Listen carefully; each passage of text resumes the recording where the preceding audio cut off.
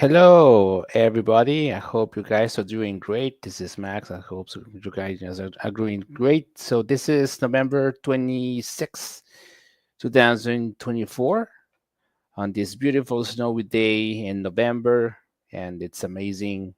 Sorry, I don't have my webcam right now because I have some issues with my webcam as well. Turns out that the driver is not responding, so I didn't have the time to check that up in a very short span. Sorry for that. I had to double check other things as well too. So today's talk is going to be about the network infrastructure.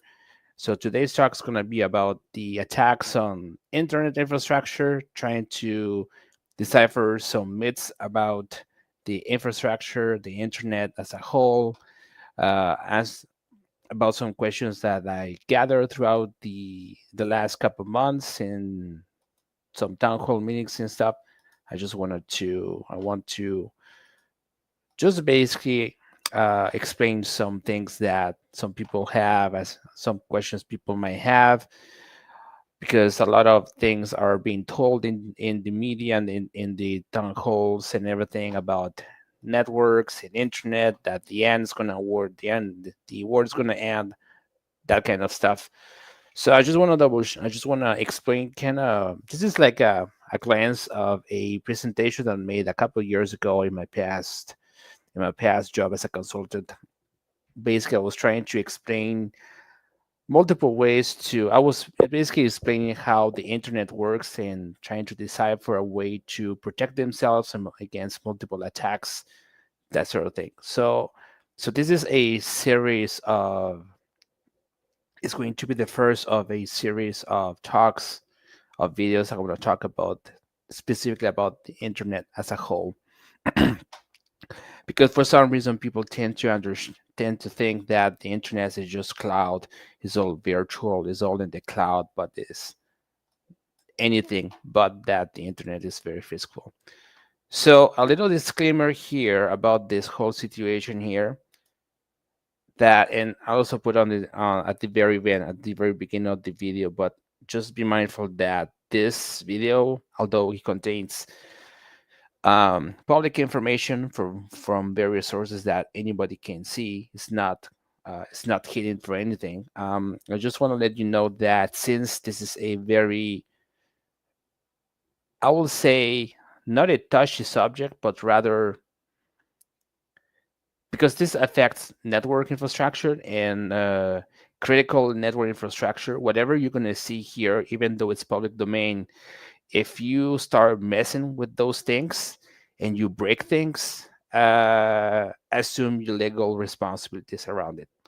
Most of the information is public domain, so it's nothing like I'm hacking or anything of that nature. But just be mindful that destroying cell phone towers is a very stupid move. Just in case you wonder, someone who wants to do that sort of thing, you're on your own. I'm not a lawyer. I'm working as in IT, so it's going to be up to you to defend yourself. So that's going to be up to you to basically determine whether or not you're going to be defending yourselves or not. Oh, I just want to double check something really quick here. Oh, I'm alive on Rumble. Okay, fantastic. Oh, by the way, I'm on Rumble now. So basically, I have an issue with Rumble on YouTube a while ago. So for those who are not aware, I'm on Rumble now. So this is what it looks like on my end. So rumble.com, I'm currently on Rumble. So basically what happened with Rumble, I was just going to tell you a little bit of story about Rumble as well. I'm just going to put the link here for the new links as well. So this is the link here. Okay, so what happened? Uh, Last week I made a podcast about Bill 24, and somebody was talking in the comments and in the video, somebody was talking about the experimental therapy that happened 2 years ago. We're not going to talk about. So this thing got on YouTube, and the video got striked. So 3 days later, I got an email from YouTube saying that this video needs to be taken down, and they basically censored the video. So once I gathered that, once I knew that, I have to jump on my computer and trying to upload every single video I have on my podcast on Rumble and trying to basically link StreamYard with Rumble, which is on my to-do list. I'll try to do certain things. I was trying to understand how that thing actually works, with unsuccessfully at first, but after I put some extra time and lots of coffee, I somehow managed to make it work, and it seems that it's working now. So let's see how it goes. So the same handle as before, rumble.com/fcalendar.net. If you're not sure, you can go to freedomcalendar.net/podcast, and you're going to see all the links for all the social media platforms. Obviously, I'm very active on Twitter. Rumble is very new, so I'm curious to see what's going to happen after this first first event podcast. See how it goes, because I keep copying all my videos anyway, so that's going to be fun to see. And quite what actually what I was quite surprised with Rumble as well is that I managed to have a lot more subscribers very quickly, and there are a lot of people like me, like freedom-minded people, and that sort of thing. So that's good to see a two it like a two-way street. Like on Google's YouTube, I've been censored like hell, but on Rumble, I'm more. I don't know. It's kind of like I think it's better now. For now, this is how it goes for now, and I had to pay like $10 a month, so it's not a bad deal. So let's see how it goes, and I'm curious to see what's going to happen here. So I tested, like on Rumble, I tested the comment section. I tested. The only thing I have to do every time I can make a live on Rumble, if I want to make a live on Rumble, I have to select the stream. It's a harder step, but to make it work. But once it's working, it's very easy to use. So I encourage anybody to use Rumble if they can. So I got some people on Rumble. I got some people on X, but zero. But I got some people on YouTube as well. But let's see how it goes. So okay, so today is going to be I'm going to talk about infrastructure, how the internet works as a result, how the internet it's made of, because people seem to think that is all cables and is all in the cloud, is all in virtual networks, and nobody can see on the internet first. So I just want to tell you that the internet's very physical, and the main topic of this presentation would be on the physical aspect of the internet as a result, which would be very interesting. Okay, so that being said, I'm gonna jump around and talk about the table of contents. So we're going to talk about internet peering and interconnection, multiple tiers, tier 2, tier 3, and CDNs, and content networks. There's a lot of jargon and techno bubble. I'm going to explain all of that in a very detailed matter. The physical infrastructure, the attack network, the attack vectors, i.e., how the internet can be hacked or be broke down, if you will. Any solutions, and Starlink. Gonna talk about Starlink as well, because this is in high demand. Everybody's like, oh, we can just go on Starlink and everything will be fixed and everything. Not happening. And some links for your own curiosity, because it's fun. So today I'm gonna talk about the internet as a result, as I understand. Well, because I work on the internet, I work in IT, so that kind of helps. So basically, what you need to understand is that in the network, in the internet, there are multiple levels of networks, if you will. What you call tier 1 is essentially the small service providers like Netago, Telus, that sort of thing. These are in small businesses that are connected to the tier 2s, and these guys are connected to tier 3. So I'm going to talk about what it is. Basically, you need to understand is that the guys who operate at the tier 3 level right here are the guys who are running these massive intercontinental networks, like that they span over continents, and they have fiber optic cables all over the ocean. Yes, in the ocean. And these are the guys who actually move traffic from one side to another between multiple continents. And the tier twos, what we call their tier twos, are essentially like the Shaws of this world, the Sprint, the AT&T, the Shaw, the Telus, the Bell Canadas of this world, which I call the regional providers. These are the tier twos. And the tier ones are essentially like what's connected to the tier twos, like could be GoAnet, could be Service Canada, could be ATB, could be University of Alberta. All those organizations, they're connected to those tier twos. I want to talk about what it is with some examples as well. Basically, what you need to understand is that when you run a network, you have multiple levels. As a small service provider, you cannot connect to the tier threes physically. You can connect to tier twos if you want, but you cannot connect to tier three because you don't have the extra thousands of miles of cable to connect to those guys here. But these are the guys who actually, the guys on the tier three level, they have the physical infrastructure to connect. Let's say Bell Canada with Deutsche Telekom, because the tier threes, they have the physical infrastructure, the actual cables to run through the continents in the ocean to deliver your traffic. Tier two in this case might be, in this case, Telus, for example. If you want to send traffic across, let's say from ATP Financial to a user in, let's say, Montreal, they're going to send the traffic from Telus to Videotron over there in Quebec, or if you're in Rogers, it'll be in Ontario, for example. But basically, they won't. The traffic will not leave the tier three, so it will stay at the original level. That's called the tier two. And the tier ones are essentially like the small ISP service providers, like, or just product customers like Service Alberta, University like U of A, University of Regina. These are connected to tier two. So I want to talk about what it is in more detail. The way it works is that there are two components to this mix. How those tiers are connected together.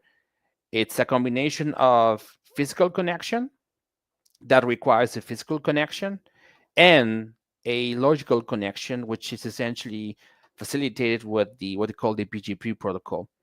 The BGP protocol is essentially a protocol that is being used by service providers who tell them, hey, I got this user. Hey, I have a whole bunch of users. This protocol is being called BGP, and this is what is being used to tell, let's say that you have a customer here on tier one.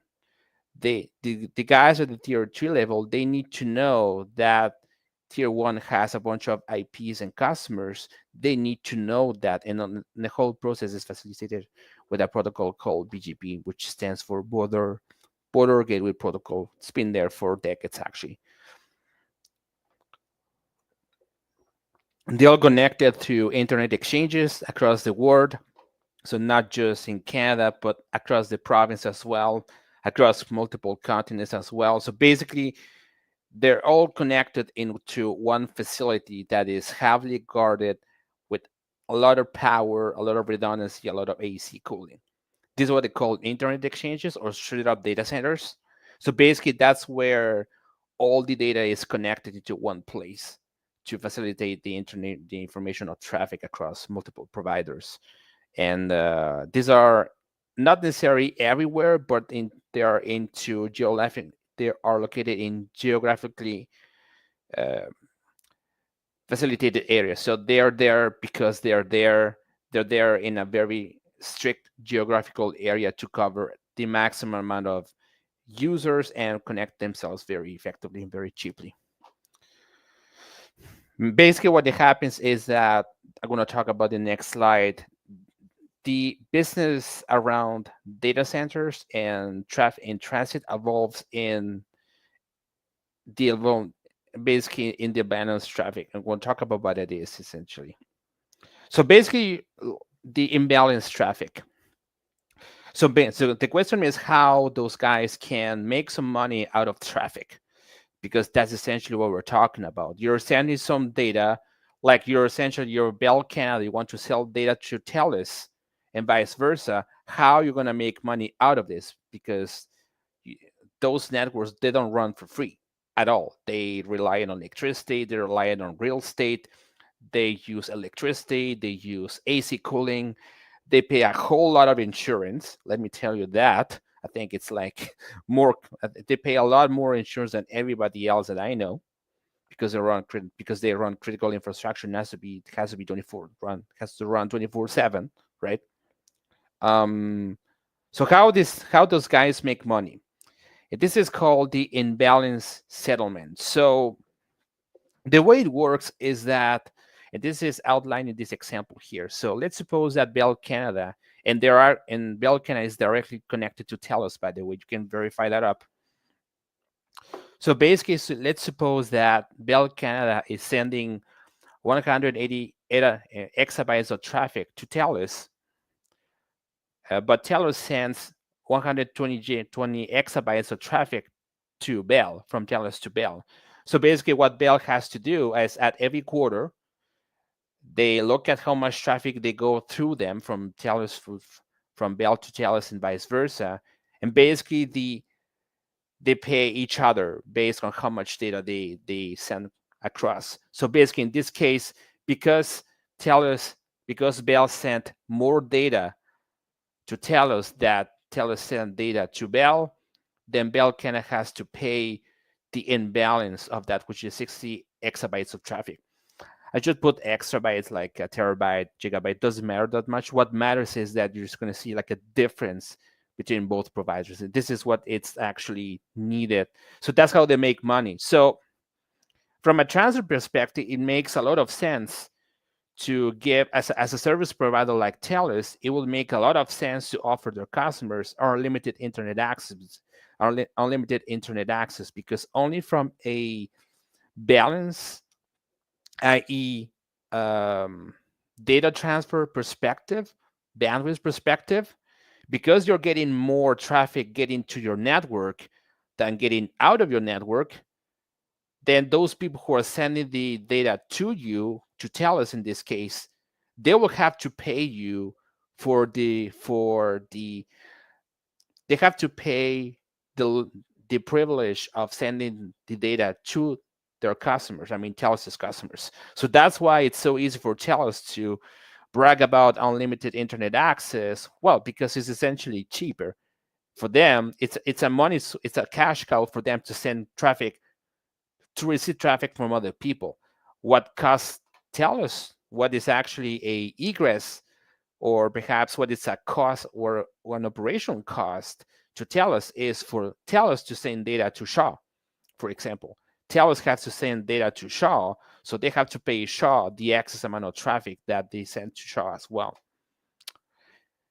So in a more realistic situation here, we have the various subsets. We got Google and Microsoft. So Google, for those who are aware, they run YouTube, they run Google YouTube Music, and also a whole bunch of network applications as well.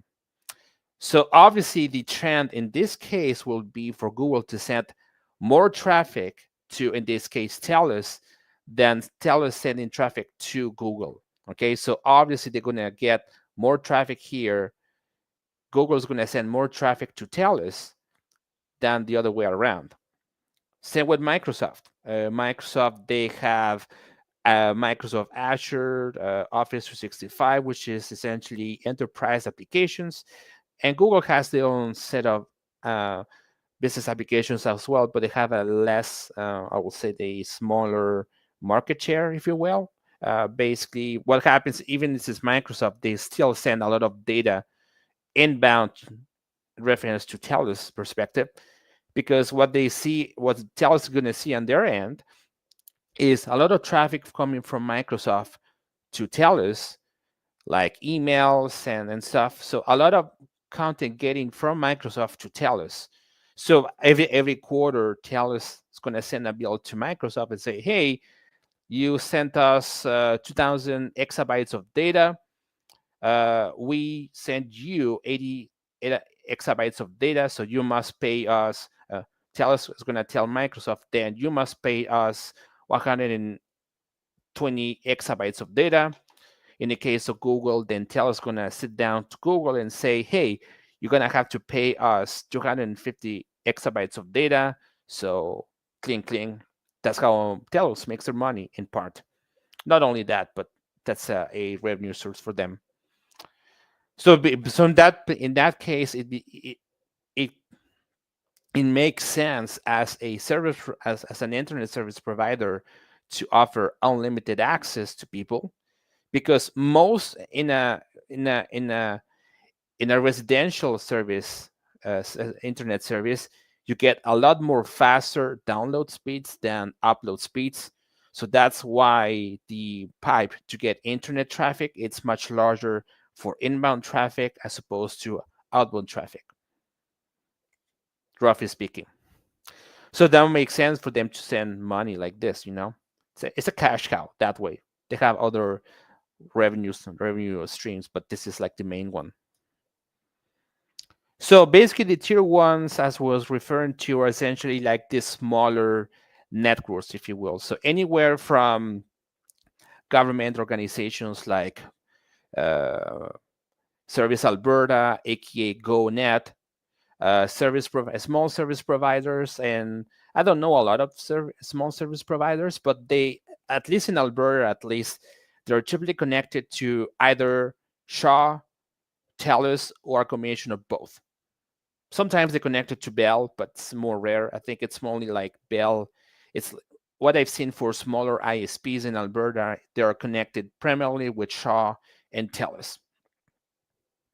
In some areas they have Bell, but it's very rare. I think here in the city, I think some ISPs in Canada they connected to the Access Fiber net, but regardless. Uh, Governments like Service Alberta are talking about it. Private companies.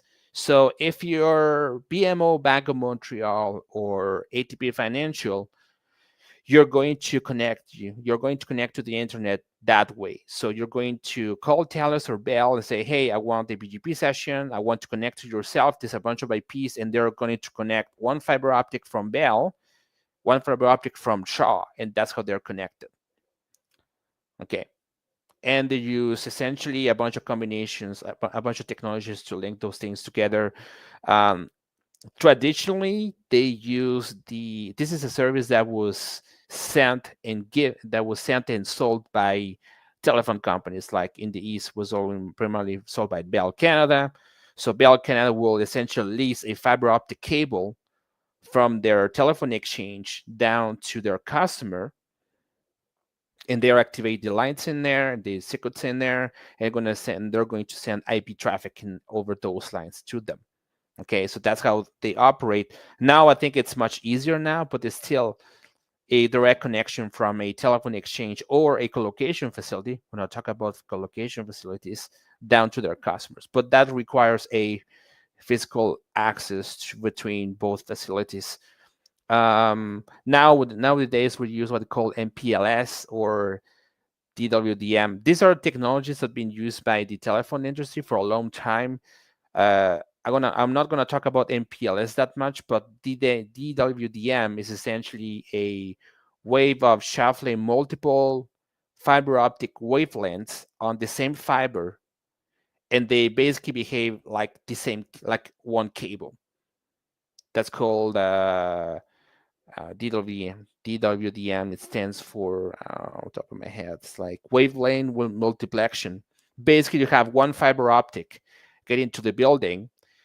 Bell's going to send you a frequency that's going to be specifically for you, but it's going to behave like a same cable. So you have another customer going to send another frequency, slightly faster or slower, but it's going to be another frequency.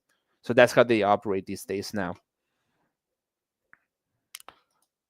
So basically an example of tier one. So this is ATP Financial, AS number 14873. So basically this number, this upstringers number like AS 14 something something, that is essentially given by a organization called, in this case in North America, the ARIN.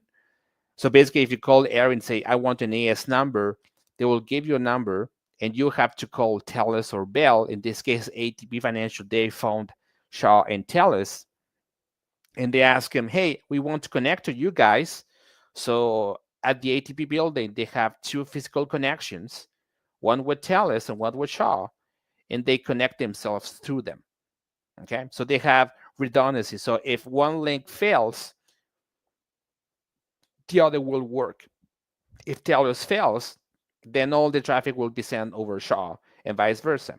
Okay, most people who are connected as a tier one provider, a tier one peer, they have multiple links. They don't have 7 or 10 associations. They have 1 or 2 internet connections just for redundancy, but it's not okay.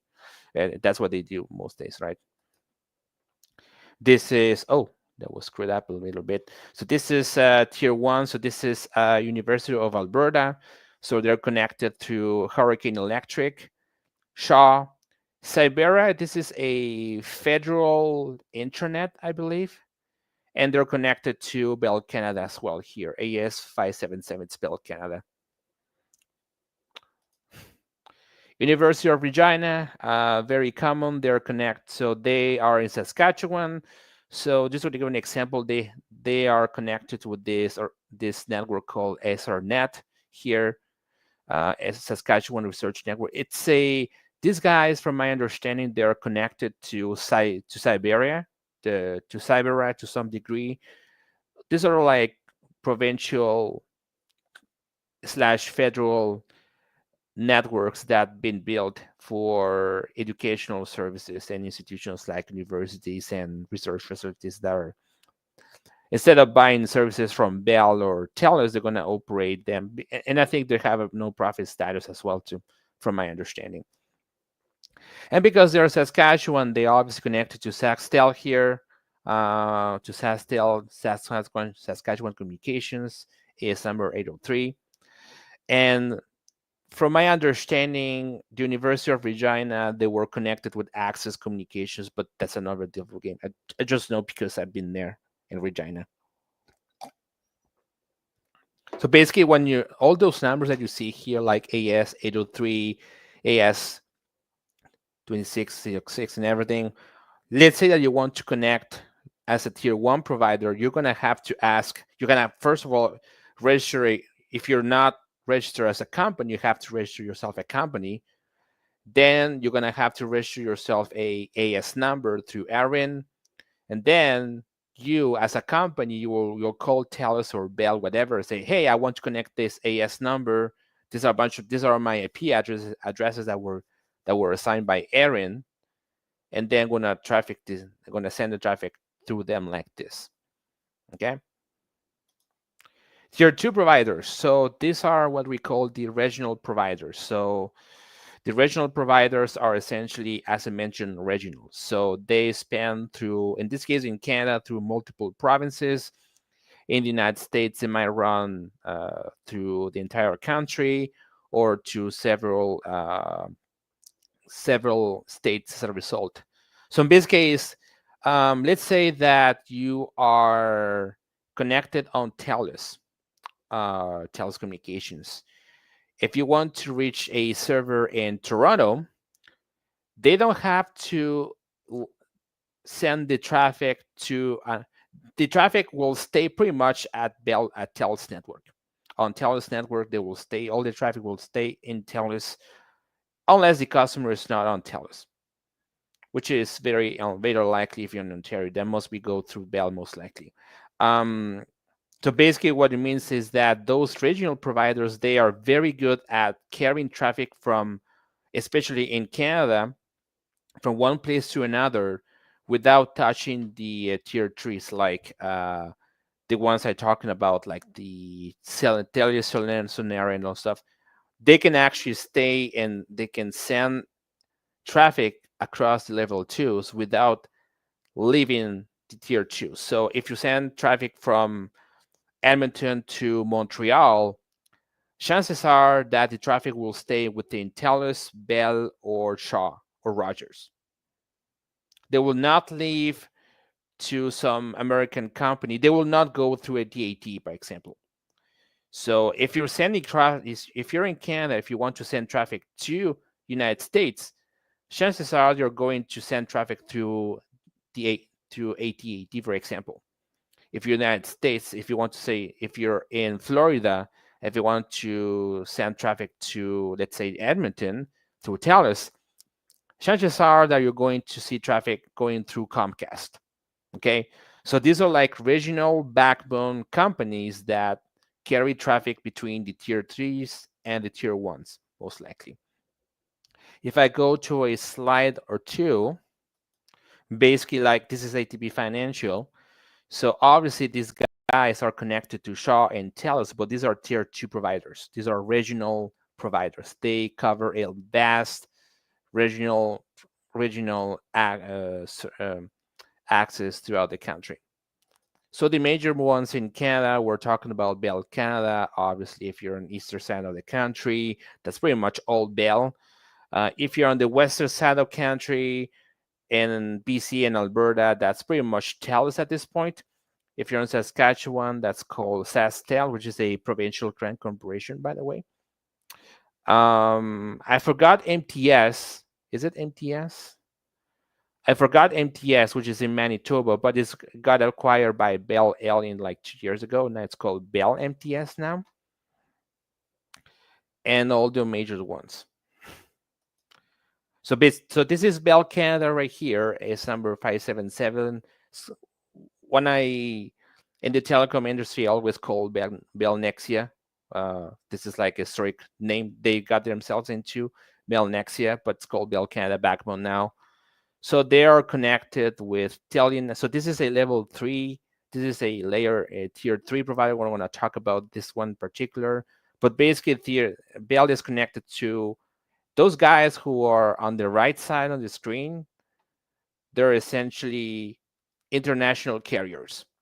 They're not in Canada. They're anywhere but in Canada. So this is TELUS as well too. So you have TELUS, you have they're connected pretty much the same way as Bell do. So what you need to understand is that basically TELUS, Bell, Shaw, whatever, they're all connected with the same tier 3 providers, more or less the same way. So that's why they're able to communicate outside Canada. Okay.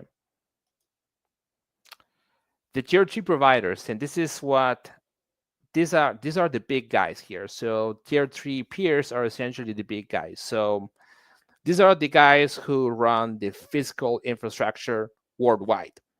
They have the fiber optic cables across the country, across multiple continents. They have literally fiber optic cables that goes under the ocean, and they're terminating to Europe, London, that sort of thing. So the major providers, the major players here that we're talking about, Tata Communications, Cogent, Lumen Tech, which is called Level 3 back then. Aurelion back then was called Telia Backbone, Telia for sure. Hurricane Electric. These guys, SGGS, these are, I believe, in the Southern Pacific. Like, I think their guys are based in the Philippines or Singapore. I don't remember fully. Telefonica, which is in Spain. They have a huge monopoly of telephone services in South America as well. And Telmex, which is, they work together as well. So these are the guys who run the network infrastructure worldwide. So if you are in Canada and you want to go, let's say, in a website in the UK, chances are they're going to hit one of those networks. Okay. And to demonstrate it, I'm going to show you a little map here about network cables and stuff. Oh, I want to talk about the content delivery per networks before jumping on the maps, because this is really cool. So what happens now, if we go to the slides here about, if you go back to the slides and we'll talk about transit, how a service provider like Telus or Bell, they make money out of transit. Basically, content delivery providers like Google, Microsoft, or Cloudflare, I'm going to talk here, like Cloudflare, Microsoft, Google, and Meta, they run huge data centers across the world, and they require their own networks to operate. So what those guys ended up doing is that they just build their own cables within to send the traffic across their data centers. They just dig on the ground, they put a fiber optic cable. Most of those guys like Cloudflare, Microsoft, Google, and Meta, they're connected on the ground as well with the tier twos like Telus and everything into internet exchange points, but they also run their own infrastructure in parallel to those guys here. Okay, the reason for that is because they want to save money. If you consider the fact that you have to pay transit fees to every single carrier like Tata or Telebackbone, it won't make sense to just shuffle a fiber optic cable straight up to the ocean and directly connect to the shortest fiber optic exchange point. I'm going to talk about what it is in a minute. So I'm just going to share a screen real quick here. So this is a map of fiber optic cables. If you want to take a look at this, submarinecablemap.com is a site that I personally love going because it's very cool, very interesting. I wonder if I can switch to the dark mode. Can I? Anyways, so all those cables you see here are fiber optic cables. So this is the physical infrastructure in the globe. So I want to show you a cable that is sponsored by Google. So this guy here, Onbolt, is in fact owned by Google, right? This is a fiber optic cable that's been run by Google. Google, or let's say Alphabet, runs that cable. They own the cable. Okay? So there's no messing around. They have the cable. And if we want to take a look at this, where this thing is connected, it's connected in French Polynesia. Don't know what they're doing, but they have a physical infrastructure. And through them, they can connect to the United States, they can connect to Hawaii, they can connect to China, Japan, that sort of thing. It's a large cable. So this is a cable that's been sponsored by Google. I'm going to talk about, there's another cable here. This is South America. By the way, I'm going to try to go Pratt. This is a fiber optic cable that is sponsored by this service provider here. It's called GTD, right? They own this cable. So this is a private company cable. So GTD is it's like an internet service provider in this side of the country. They have their own fiber optic cable running through there.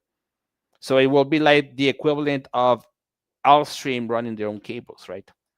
In Canada.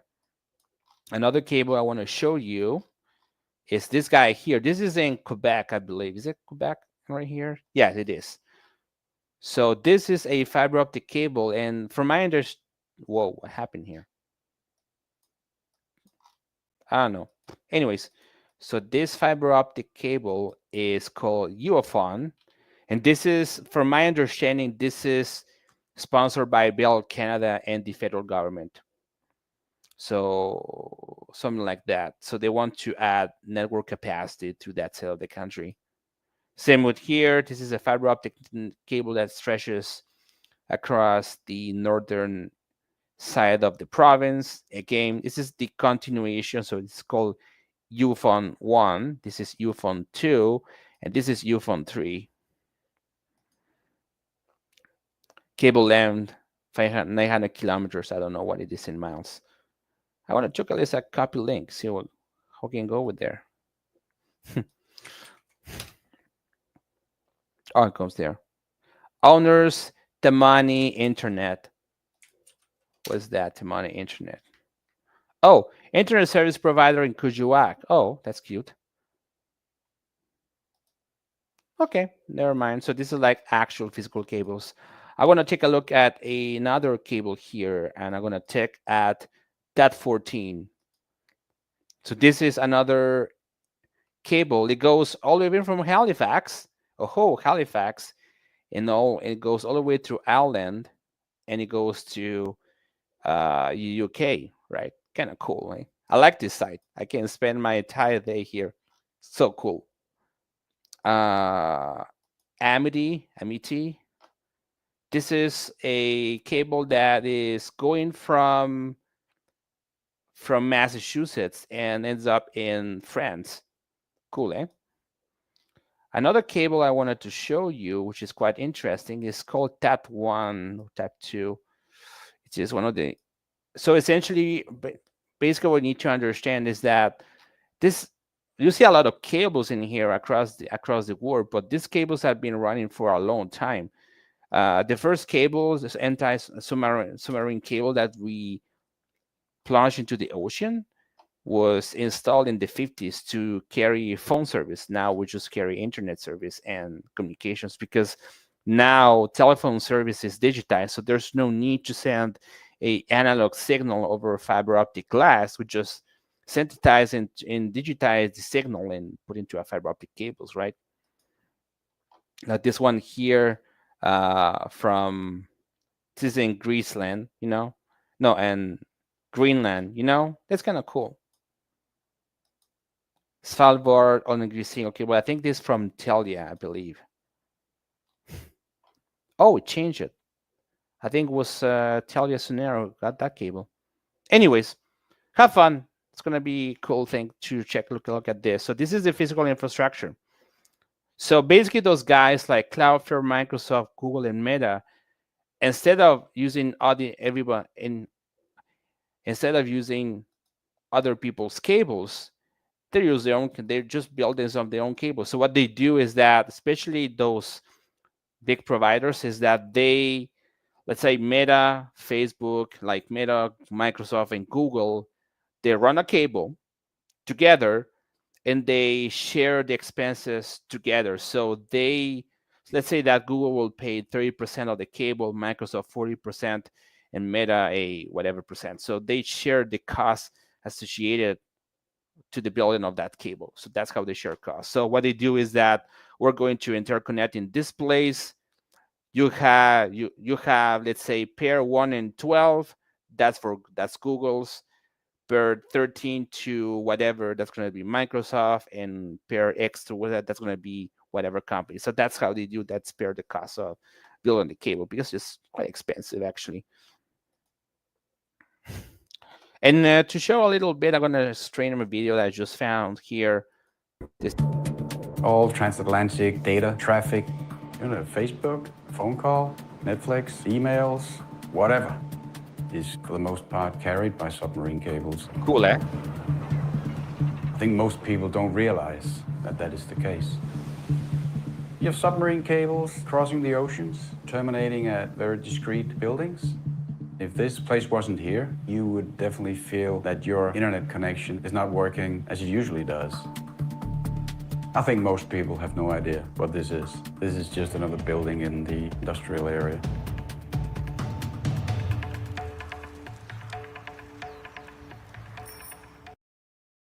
So this cable in particular, this is like fair use here.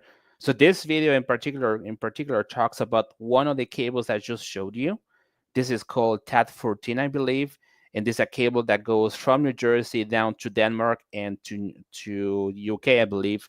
And this cable is being operated by Telia Sonera, now Aurelion now. But this is one of the big threes I was talking about, right? I was just gonna move over to this section I want to talk about here. Right here. This is 7,500 kilometers. The UK.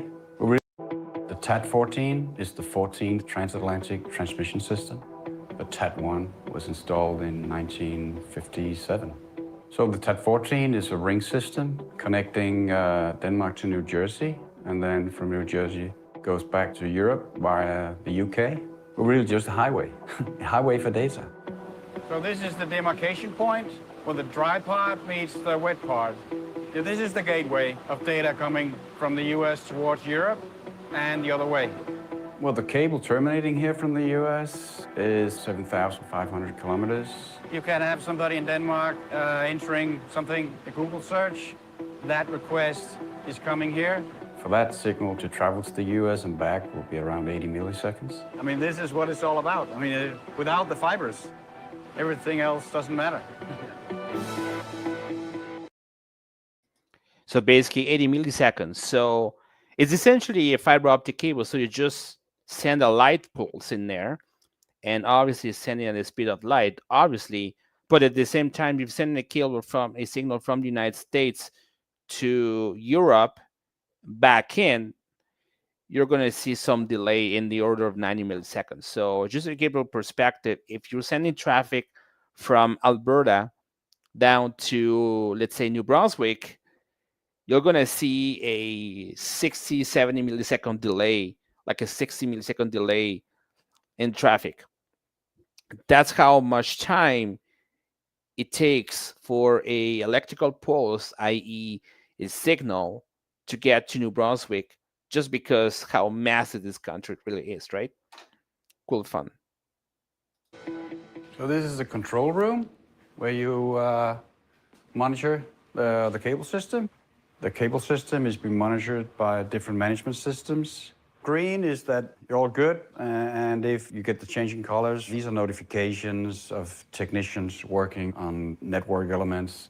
This is live traffic, yeah, live data being carried across the cables. The worst that could happen here, I mean, that's cable cut. That's the worst that can happen. We've had a fall between Sweden and Bornholm where our cable took a hit from an anchor.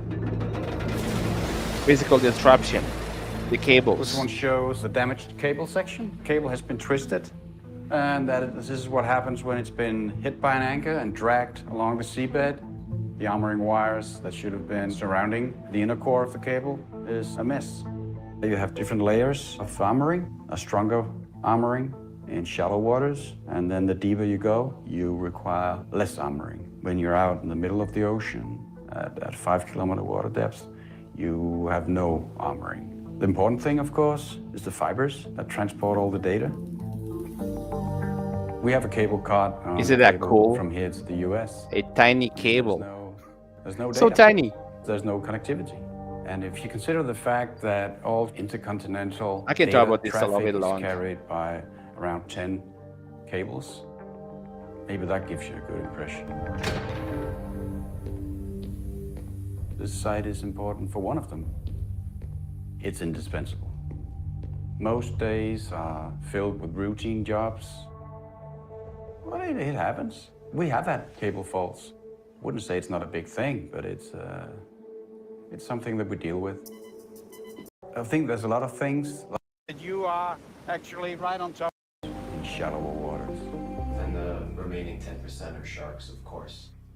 External aggression like anchors, fishing gear, and then of course you can have, like in deep water, landslides, but really more than 90% is caused by fishing gear and anchors in shallower waters. And the remaining 10% are sharks, of course. Oh yes, all those sharks all the time. It's important to notice that he talks a lot about the human factor here, about fishermen plunging their anchors in the ocean and eventually will just drag the cable, as he showed previously, this like complete twisted pile of mess, which is undescribable to the human being. But at the same time, you have to understand that there are like how many cables there are in between the North American continent and Europe, like 15 or 20. This is just one of them. And nobody noticed that there's an internet outage somewhere in the world when the cable was cut, right? So this is like how the internet works, is that it's been made to be resilient. So whoever tells me that the internet is going to die or anything of that nature, I take it with a grain of salt, because basically there's so much redundancy in the internet right now that it's almost impossible to take it down. So what's going to happen if there's an intrusion or there's an attack? They're going to attack individual points, but the entirety of the internet I don't think it's going to be killed. Just certain areas of that will be taken down or anything. So just during 9/11, uh, there was and during 9/11, because if you notice, New York is a major exchange point. All those fiber optic cables that you see on the map, they are connected to either Massachusetts, New Jersey, New York State, and New York Island, because they're so far to because they're very close to the ocean. And because of that, those cities, especially New York, when they have the attack, when they have 9/11, obviously that's not an attack; it's an inside job. When they have when 9/11 happened, because New York City was a main internet exchange point, still largely today. Because of that, the internet just got interrupted for about 2 minutes in North America, while the networks across the globe were realizing that, oh, there's no internet in Europe, we're going to switch to another traffic. So instead of sending traffic to New York, the traffic went to Massachusetts or New Jersey or Nova Scotia, for that matter, right? So that's what happened in the near time.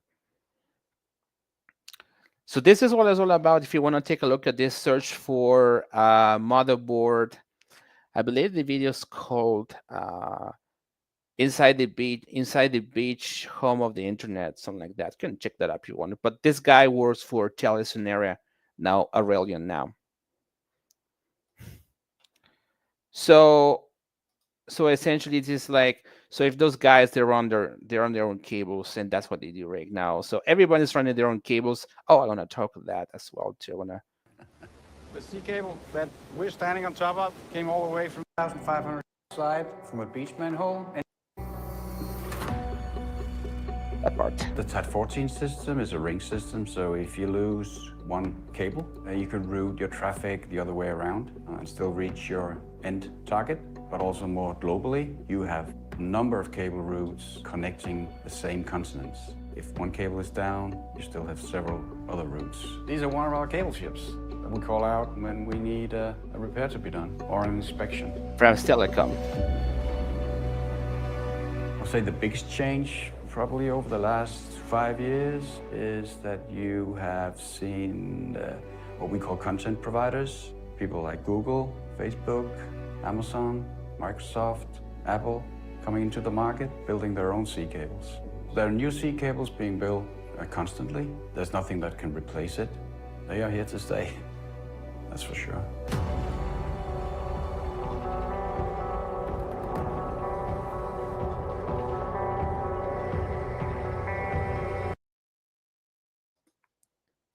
Very interesting perspective. And it's kind of to know how money goes into those things, because I don't know if you noticed, but when you go on Facebook, YouTube, whatever, you don't own the product. Like, you just watch videos, you just watch content, right? But just the amount of money that goes into those cables is amazing, right? People seem to think that it's all virtual and everything. I'm like, you can see the amount of money that goes into those things. It's like amazing. I think it's like, I don't know the prices, but in order to put a fiber optic cable on the ocean, it's in the order of like 12 or $1,300 US per feet. And those cables are stretched for thousands and thousands and thousands of miles, right? No wonder what those things are built to last, right? So in order to pay Google, in order to enable Google or Microsoft the capacity to make money out of that, out of your content, and build their own cables, that should give you a good impression, right? So just a thought like that. So basically, if I want to talk about the infrastructure here, so basically you've seen on the clip scope of how these things are being done right now, okay? Like how the tier ones and their tiers are connected right now. So as I mentioned, the tier ones are essentially the little service providers. The tier twos are the original ones like Bell, Telus, Allstream, whatever. They basically connected using fiber optic cables to their user The user might be a corporation as well, terminated to a telephone exchange or location facilities. I was talking about that as well too. Between tier 2s and 3Gs and CDNs, they are connected to exchange points right here. And for that, I want to look at another website that I have here, which is called PeeringDB. PeeringDB. So this website, PeeringDB, is a open source, free website for you to look at what is connected to where. So let's take a look at Torix, which is the Toronto Internet Exchange. Torix. And you're going to see YYCIX, that's the Calgary exchange. I'm going to take a look at this too. Torix. So Torix. So as I mentioned, this is in fact a exchange point, the Toronto Internet Exchange community. There's based in Toronto, obviously. And these are like the guys who are connected in this particular facility. You have Activo, don't know what it is. You got Alibaba. You got Akamai Technologies. This is a content provider as well too, large one. And Amazon. Apple's here. Axia Connect. Axia Connect. I think that's in Edmonton. That's Axia Connect. Oh yeah, that's oh okay, that's okay, sorry, I was goofing around.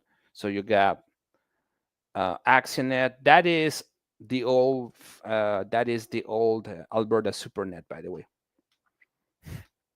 I think you got BSO, don't know what it is. Cable, don't know what it is. ByteDance, that's TikTok. So if you're if you're looking at TikTok videos and stuff, and in Toronto, there's a likelihood that you're going to the Toronto Internet Exchange at some point, right? You got CIBC, they have their own stuff. You got City of Brampton, Citywide Communications, Cogeco Cable. That's Cogeco Cable Ontario, though.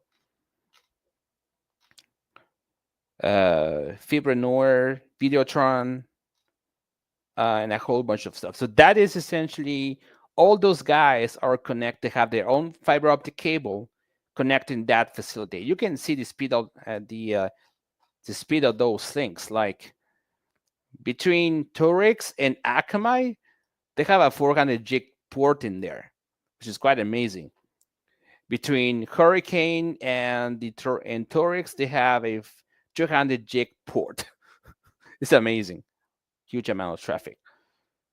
Amazon, they went a little smarter. They just got a whole bunch of 100 gig ports, but they just aggregated together, which is still insane. YYCIX, that's Calgary, by the way. So basically, also known as Awesome IX all with Torix and sorry, this is just talk to me. This is in Calgary. I just love the description. Awesome IX half between Torix and six. Six, that's the Seattle Internet Exchange. I just found it so amazing. Love it. Love it. Anyways. Oh, and you can get the prices. Like how much you want, how much they charge you for a 1 gig port. $500 NRC. If you want 400 gigs, a 400 gig port, then it's gonna cost you 10 grand a month. Cool, eh? Interesting. And these are connected here, like you can see. What you're gonna see at YYCIX are essentially more like Western-based providers, like Axia FiberNet. That's the old Alberta SuperNet. You have Canary, you have Cedar Calgary is connected here. So they have an internal connection with the Cedar Calgary right here, that's facility. You got Cloudflare. So if you go to freedomcandor.net, because I'm behind Cloudflare now, chances are that you're going to end up in Calgary, right? Cool, eh? You got Eastlink, because they have customers in Alberta as well. Eastlink. I mean, so basically this is how it looks like, and you can see the location. So if you go, they have a website. So if you go up in there and you go to OIC CIX and you go on locations, they're gonna see basically a map of their infrastructure. Like they have Rogers DC, City Hall. Oh, that's why they are connected to City Hall. That's interesting. Data have downtown structure DC. So they have multiple locations here, right? If I look at Torex, for example, if I go to torex.ca, you're going to see peering, uh, reject all because I don't want peers.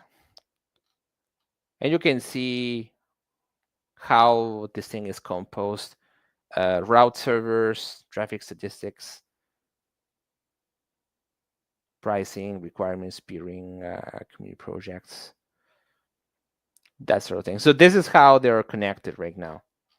This is an understanding. So this is like the magic of the internet, if you will, to exchange data points. So basically, all those providers like Google, Apple, Amazon, they're connected to those sites.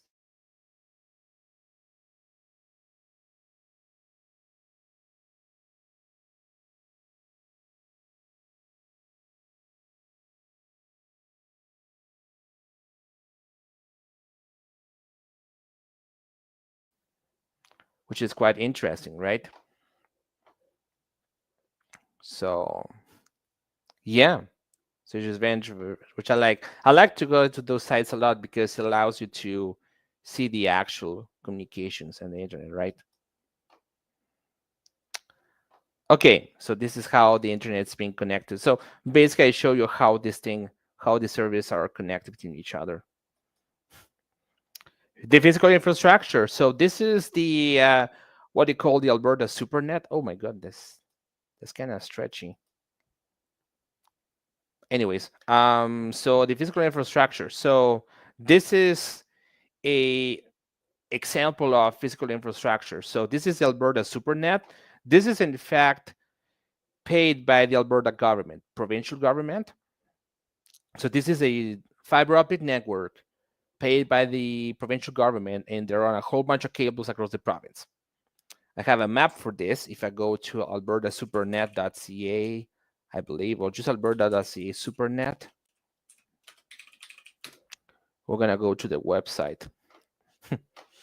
So this is the supernet paid by the Alberta government. Most of the physical infrastructure, at least at level one, at least at the local level, they're paid and financed by it's a collaboration between private and public money. So the public, there's like sometimes they pay each other the bill, the table, the bill. I'm gonna look at this at Alberta SuperNet map. You're gonna see, roughly speaking, the map of the network itself here. So I'm gonna zoom in a little while here, but this is what it looks like. So there where you see like a blue cable in here, these are not Alberta SuperNet cables. These are essentially leased cables, mostly by TELUS. But anything that it's in green, it's a fiber optic cable from the Alberta SuperNet.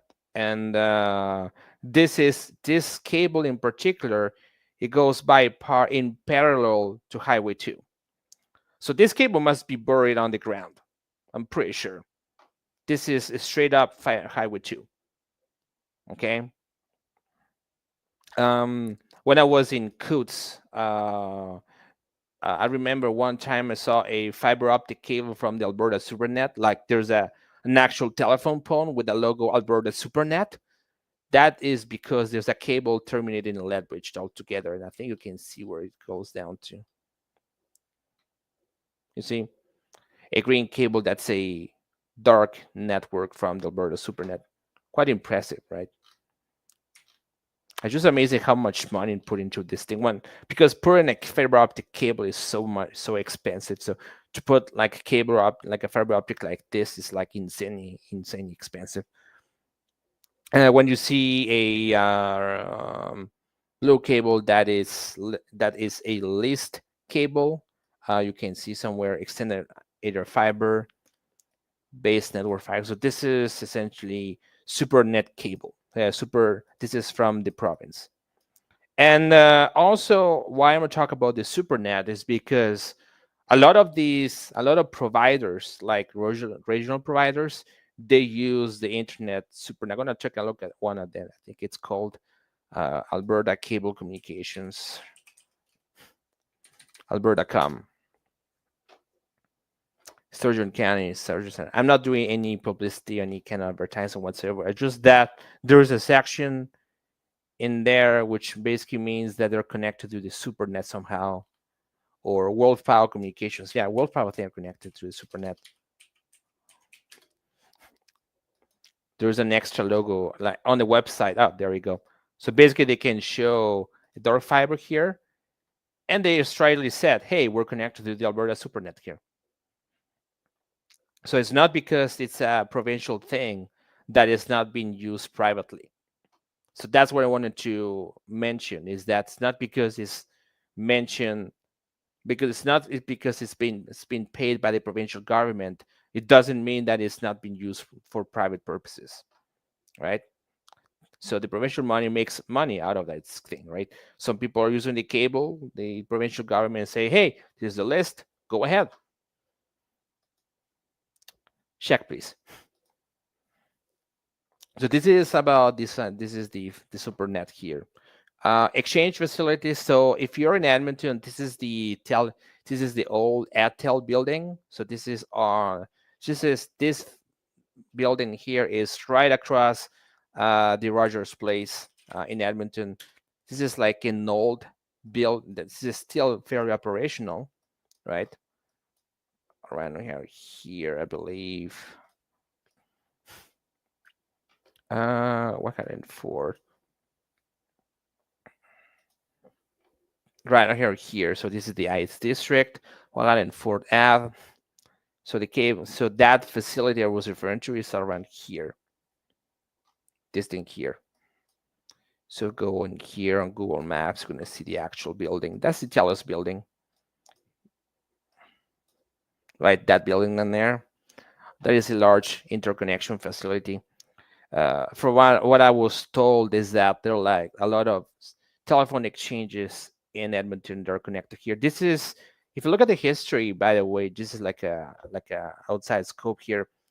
Yeah, obviously you see TELUS here, so it's owned by TELUS, but you have the AGT building, but over there it's called EdTel, the Edmonton Telephone Company. So basically, that was a building that was owned by the city of Edmonton to provide telephone service, the old EdTel company. Kind of cool. So this is like the local exchange, local access here in Edmonton, and they have multiple facilities like this in across the province. So the Alberta SuperNet is just one example, right? The internet exchange points. Oh, that was messed up. Oh, hold on a second. Just a mistake. Oh, I see. Because yeah, I made a mistake on my slide. Sorry for that. I just copied the slide and changed the picture here. Anyways, so internet exchange points. It goes down to what I was showing you like later on, which is what I found on PeeringDB here. So all the facilities around that you see here on PeeringDB.com is what I was showing you here in this slide here. So they connected all of that here. Lots of power, and they have multiple power generations units, and they're tested regularly. I remember when I've been to a Bell data center, and they have two diesel generators, and they test those things every week. So every 2 weeks, there's a guy who tests generators, who tests the diesel generators every 2 weeks, and he tests the batteries as well. So they are made sure that they don't lose power. Let me tell you that they don't, and make sure that they don't lose AC as well. Now we're in Canada, so it's cold out there. So they use just like straight up cold temperatures to cool off their equipment, right? Which is a cost-saving feature. And they have very high speed interlink. So I don't know if you guys have, but I don't think that you guys have anywhere near the facility speed. So I don't know if you guys have 10 gig 100 gig connections at home. I sincerely don't think you have those things. So they have ultra massive internet links, ultra fast internet connections there, because they had support like 10,000 of users, right? Like I remember, so during the concert in Toronto where Justin Trudeau was losing his time there while Montreal was burning down, Rogers estimated that they have transferred 7.4 terabytes of data. Let me check. Toronto. Yeah, Taylor Swift, 7.4 terabytes of data.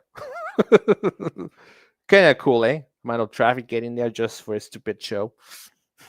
Anyways, undersea cables. This I was talking about the undersea cables owned by tier 2 providers mostly, and they're connected there. And this is the website I was showing you lately, just a little earlier. This is like a screenshot I just took here. So it's essentially owned by tier 3 providers like Sonera, Cogent, Tata, which is from India, I believe. And they are, at the most part, this multiple, and they're under sea level. They're actually buried under sea. So whenever you want to go on a website that is on the other side of the world, chances are, well, there's a very likelihood that your traffic will go under the sea level, which is kind of impressive if you think about it. And as of course I was saying, CDNs or content delivery providers are building their own cables as well too, which is kind of interesting. So after all is said and done, we talk a lot about the network infrastructure and the physical and the network infrastructure as a result. How this thing can be killed? Well, if you take of as I mentioned before, the internet as a whole will survive a lot of attacks because all those people who are pushing against us, okay, I will not say the name, some people call their globalists, elites, and all those people. They make sure that their network infrastructure will survive no matter what. So, from a physical infrastructure, the internet will survive no matter what. So, whoever tells you that the internet is going to go down or whatever it is, I don't think it's going to happen. What I think is going to happen, though, is that if a fiber optic cable gets cut, that's quite often for natural resources like a shark that got bit into a cable, an anchor uh, that was thrown by a fisherman, by a boat, or just straight out an earthquake could be that as well.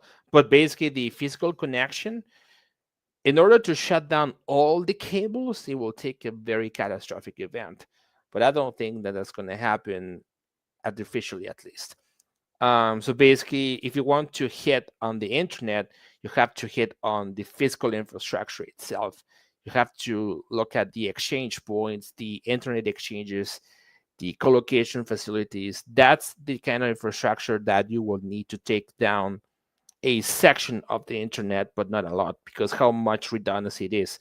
When 9/11 happened, the eastern side of North America lost their internet connection for about 3 minutes, and that was it, just 3 minutes. And after that, it was sending a lot of traffic. Yeah, you will say that the traffic will not be the most optimal. I will say that your internet experience will not be the greatest. However, it will not be the greatest, but it will work. You can still go on the internet and go on websites and stuff. It will not be as fast as you think it will be. So the performance will be in most part degraded, right? But it will still work. So this is something that we need to understand as well too. Power issues. So there's been some talk about power issues and how these things, because they run on electricity, obviously if electricity fails, everything will fail, right? So that is a major concern. Um, those facilities are made and built in such a way that they will run for power for months. If somehow APCOR decides to pull the plug on the electricity grid, those facilities will last for about 1 or 2 months without requiring any refueling. They will be able to work very effectively without AC power from the grid because they have generators and diesel generators mostly. On top of that, they also have their own batteries inside their equipment. So if the if there's any power from the power grid that is missing, let's say there's a power outage, basically their equipment would run on their batteries for about 1 or 2 minutes while before well, that's like the time gap between from the moment between there's like the time gap required for the generators to kick in order to deliver power to the facility. And then you have some people who are just gonna deliver some gas or diesel to the tank so they're gonna have power while the AC power is not working, right? What is and also terrorist attacks or civilian unrest. These are things that are less are still as a factor, so as an attack factor. Most of the data centers that are up there in the world are very hidden. The locations are very hidden. They're very well kept. So a lot of the equipment that is used to feed up the internet is located in remote areas. But there are some areas, some facilities that are located in the city itself. These are the ones that they might have some disruption, like downtown Montreal. We've seen it last week. These are the facilities that might be affected. And I say might because the risk is very slim, but there's a risk too. Okay. I don't think anybody will go up with with a cable cutter and cut the fiber optic cables underneath the building because this thing is built on the ground. Okay.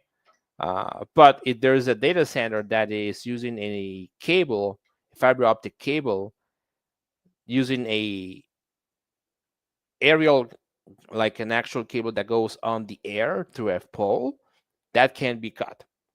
However, likelihood for that to happen, you have to know the facility what it is, right? Civil unrest. And of course, animals, because animals are stupid, right? Because cats are stupid. No, sorry for that. I love cats. No joke intended. So basically, why animals? Because they don't know nothing. They just see a cable and say, "Oh, that's cute. I'm gonna eat it."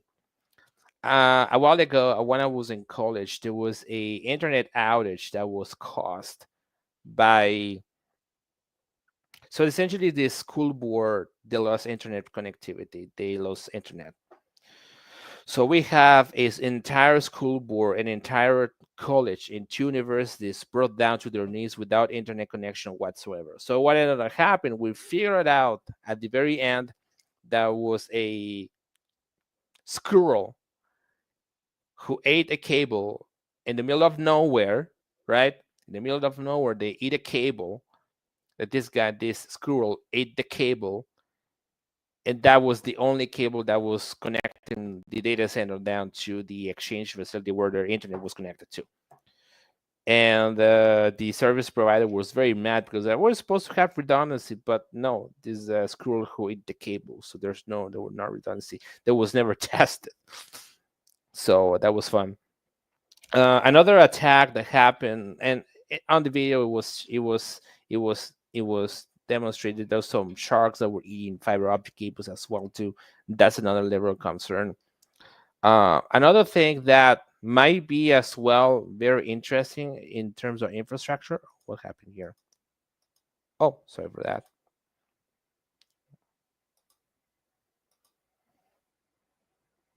Sorry, I just have a glitch here.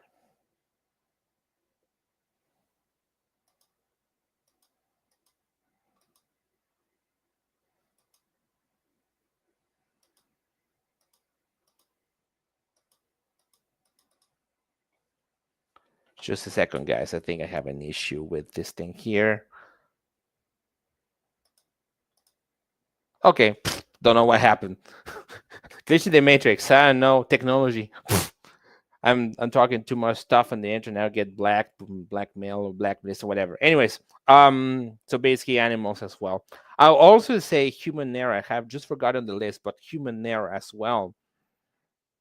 Drunk people who are driving like crazy, and they hit and a guy who like a drunkard hits a telephone cable, like hits a telephone pole, puts the pole to the ground. In there, yeah, there's a power cable, obviously, so people will lose power, but there's also a fiber optic connection between two cities.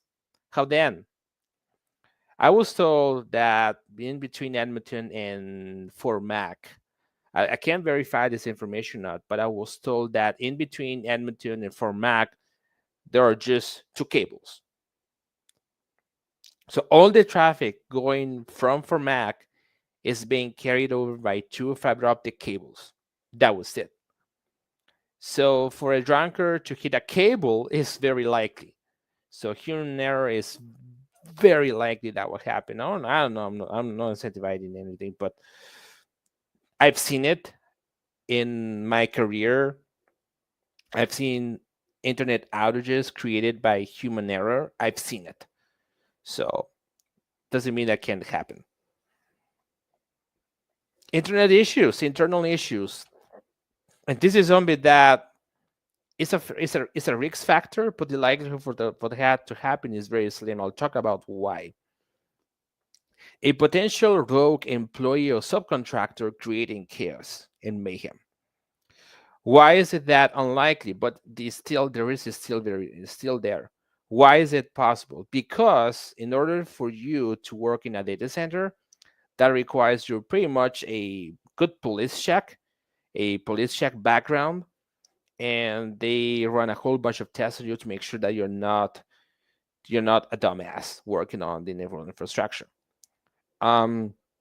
What's actually more likely to happen though is that in a data center or in a location facility, you have, let's say, electricians working on data center space, and then you have people working on AC, working on data space, and vice versa. There's no separation of, if you're an electrician, you're only supposed to work as an electrician doing electrician work. You're not supposed to do AC work. You're not supposed to do HVAC work. You're supposed to do only electrician stuff. That was it. You're essentially responsible for your little things. You're not supposed to go on the data center space. You're not supposed to touch the servers of any kind. There are people who are doing that. So the access is compartmentalized.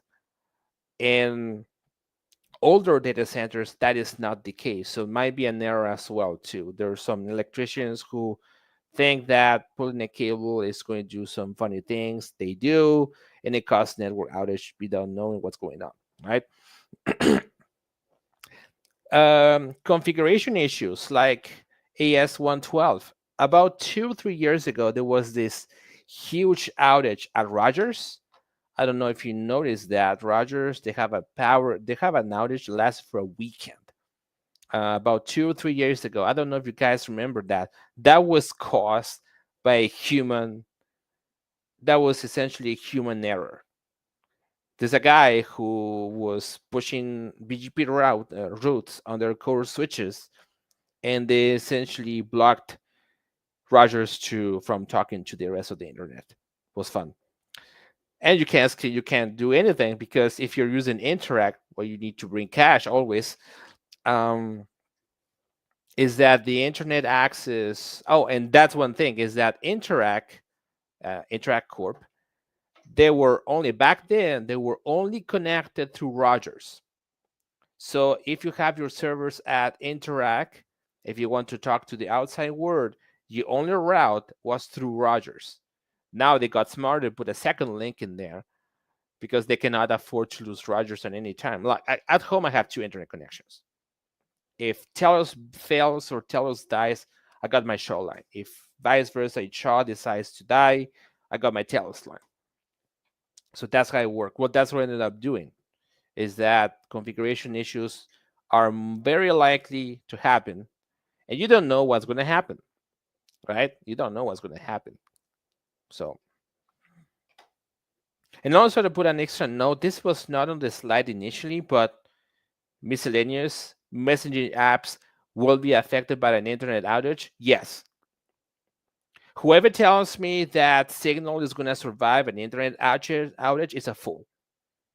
How it will survive if there's no internet, I don't know.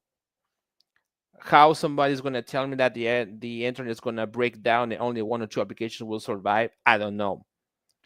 But I think it's foolish to say so, to such a claim that only certain applications will work in a situation like this. It will either work or not. What's going to happen, what will likely going to happen in the case of an outage, is not going. Is going to be certain applications, certain areas of the internet that will not work, but might work with a different provider because of BGP routing. So if you're on Telus, you might be able to reach all the Signal servers or all the Telegram servers. You might not be able to reach another competitor though. So it is false to say that if in case of an internet outage, that all network communications will not will that all network communications will break down except Signal. And I don't know who tell you those.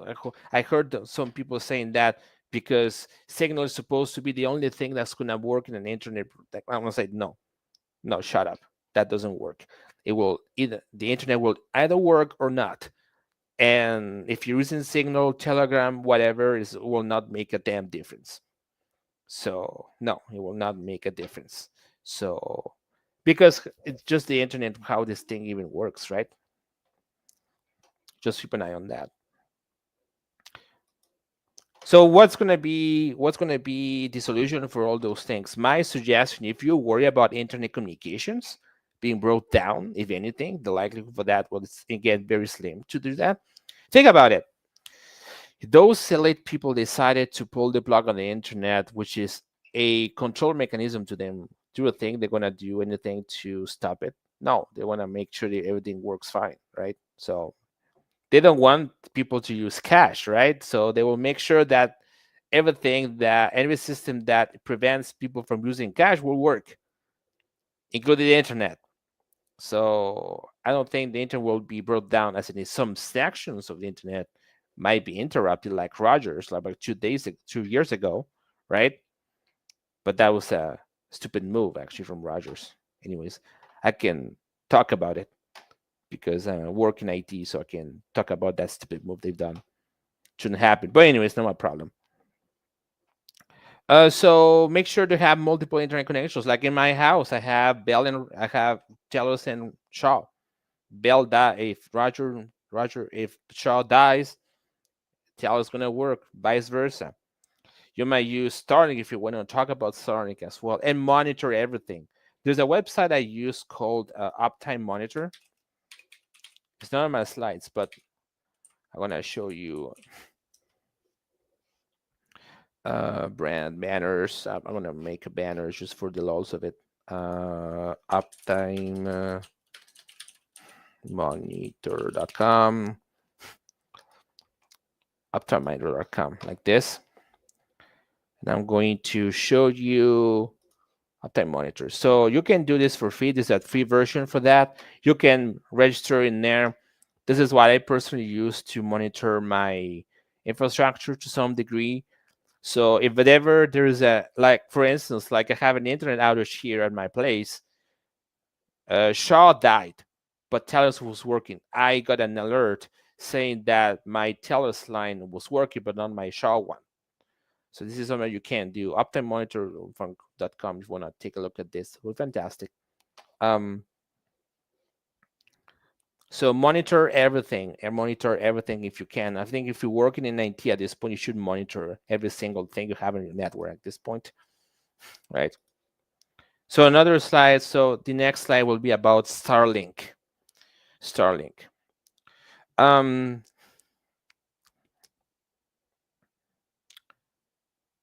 I got 2 or 3 customers, business customers who are running on Starlink because they don't have internet connections. Like they're really in the middle of nowhere. There's nothing that goes in there, right?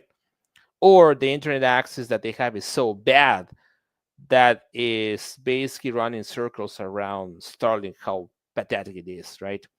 So basically, they use Starlink. I would use Starlink in a very remote area, like in the middle of nowhere. I would not use Starlink in a city because the beam infrastructure, the signal that is being pushed by those satellites from Starlink are designed in such a way that if you're very sparse on if you have, let's say, if you are in a very non if there's only one guy in 100,000 miles, you'll get a very fast internet connection. But if you're in the city, if you have 10,000 little Starlink antennas all over, chances are that your internet connection will be very bad. So it will work very well in very low densified areas. It will be a torture if you live in the city. So don't consider that. I will say that it's most like a. I would consider Starlink as a last resort. Okay.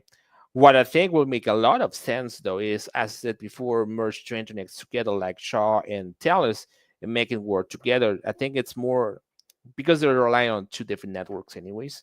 Like they're completely independent. That's what I got here. But this is what you have here as well too, right? So use Starlink as a last resort. And another way of doing this, another way of looking at this is that Starlink is in fact a wireless communication service.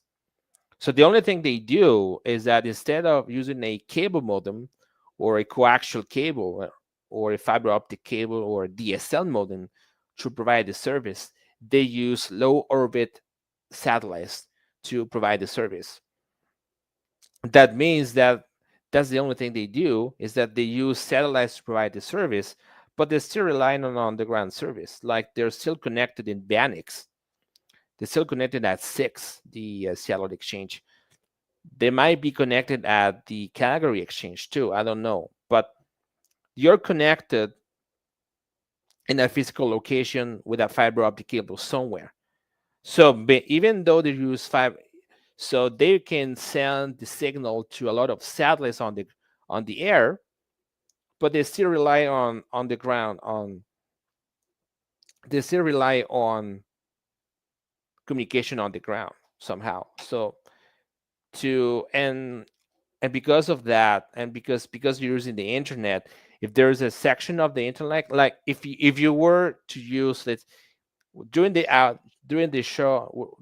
Rogers outage 2 years ago, if you were to use Starlink, even though you're using Starlink, you will not reach down any website behind Rogers because the problem was at Rogers. So what I'm trying to tell you is that it's not because you're using Starlink that you're immune to anything. So you have to understand that Starlink is just like a regular internet connection with all the flaws and problems.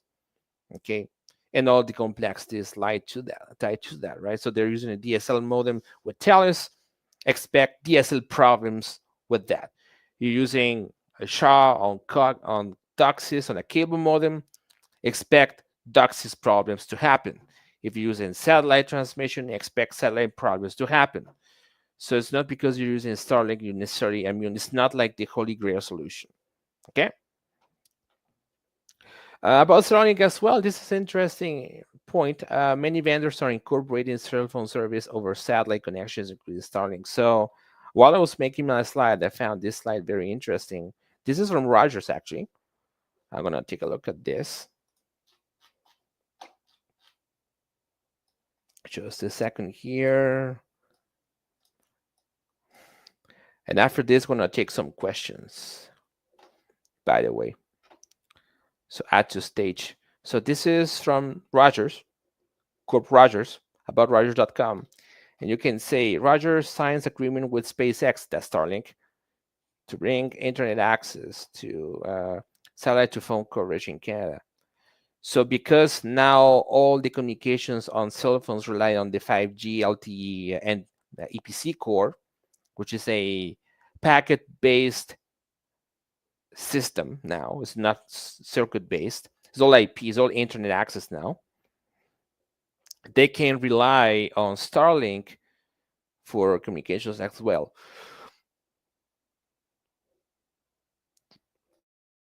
Sorry for that.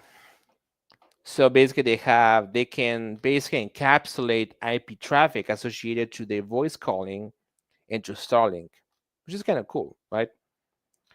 And I think Rogers were doing had another similar venture with a company called Link. I think it's based in Germany, I believe. They're doing the same. So there's some movement, there's some improvement there to allow people to use cell phone communications over a satellite network, which is kind of cool. So if you are in the area that is not covered by Rogers, your call may go through Starlink, which is kind of cool, right? Very interesting.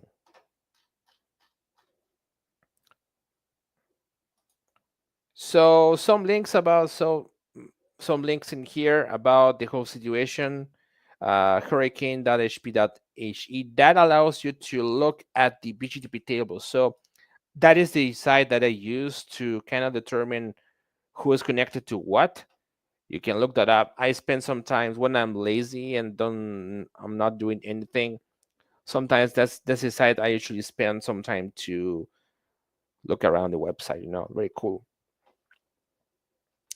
Peering DB, that's one of the sites I was showing you that it has to do with the peering capabilities and how the facility side of things, like the buildings, the internet speeds of many peers, that sort of thing.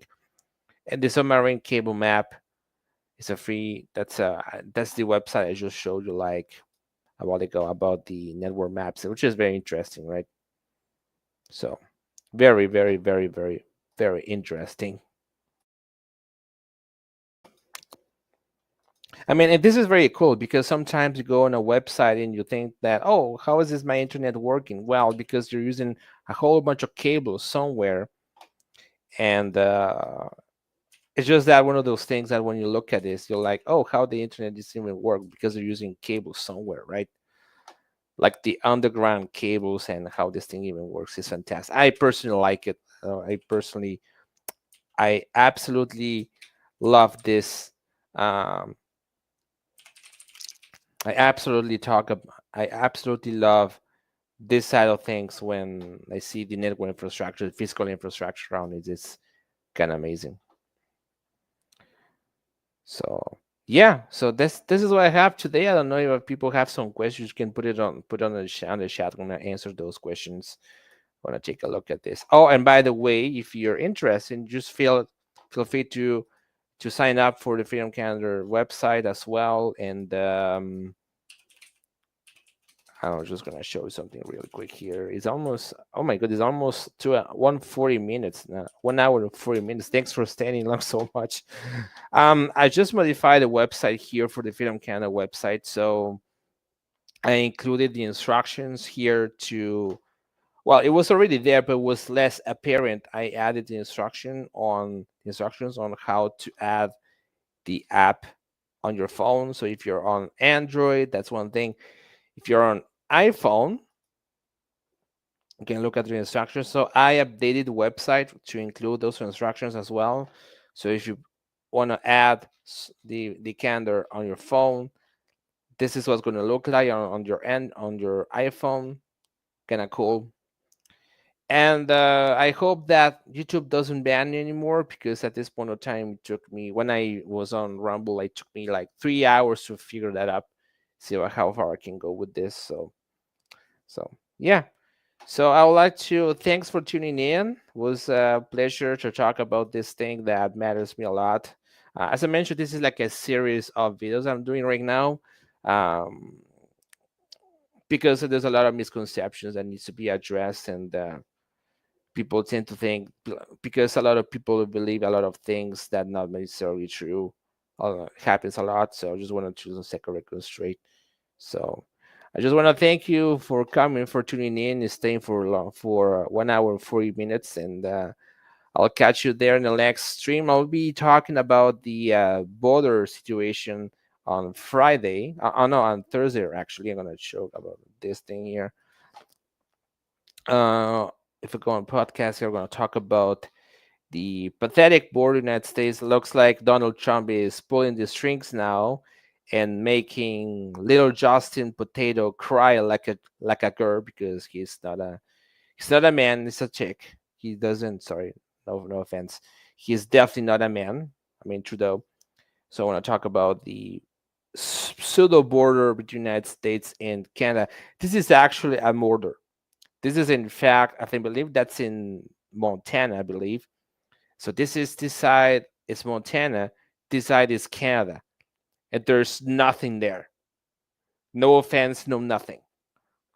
So when Donald Trump is saying that we need to protect our borders, he really meant it. At the same time, how are you gonna protect something like this? This is farmland, right? How am I gonna protect something like this, right? So I want to talk about this thing. That's gonna be on November 28th. That's gonna be on Thursday. If you wanna take a look at this, subscribe, please subscribe. That helps me a lot. And subscribe to the Rumble channel. That'll be fantastic. And we'll got you there. And thanks for tuning in. Have a good one, and enjoy a nice and enjoy your Saturday. Thanks for tuning in and staying for long. Bye for now.